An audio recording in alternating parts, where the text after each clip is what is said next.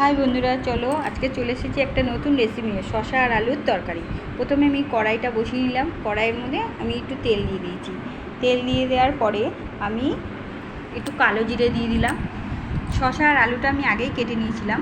এবার কালো জিরেটা হয়ে যাওয়ার পরে আমি আলু আর শসাটা এর মধ্যে দিয়ে দিলাম। দিয়ে দেওয়ার পরে আমি এটাকে ভালো করে নাড়াচাড়া করছি।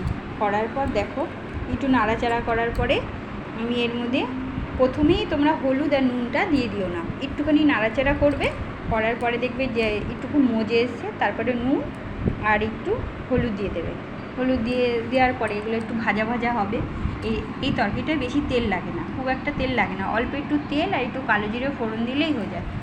হ্যাঁ, অল্প তেলে খুব সুন্দর একটা রেসিপি তৈরি হয়ে যায়। এবার হলুদ আর নুনটা দিয়ে দিলাম। দিয়ে দেওয়ার পরে তো এই যে নাড়াচাড়া করে এর মধ্যে যে দেখবে একটুখানি নরম হয়ে এসছে, ভাজা ভাজা হয়ে এসছে, তোমরা একটু সর্ষে, অল্প একটু সর্ষে আর লঙ্কা বাটা এর মধ্যে দিয়ে দেবে। আমি আর তোমাদের বাটাটা দেখাইনি, আমার আগেই সর্ষে আর লঙ্কাটা বাটা ছিল, তাই আমি এটার মধ্যে দিয়ে দিলাম। এবারে একটুখানি ভালো করে ভাজা ভাজা হবে। হয়ে যাওয়ার পরে তোমরা এর মধ্যে একটু চিনি দিয়ে দেবে। একটু মিষ্টি তো দিতেই হয়। এই যে দেওয়া হয়ে গেলে জল টল কিছু দেবে না। এই যে আমার সুন্দর একটা শসা আর আলুর রেসিপি তৈরি।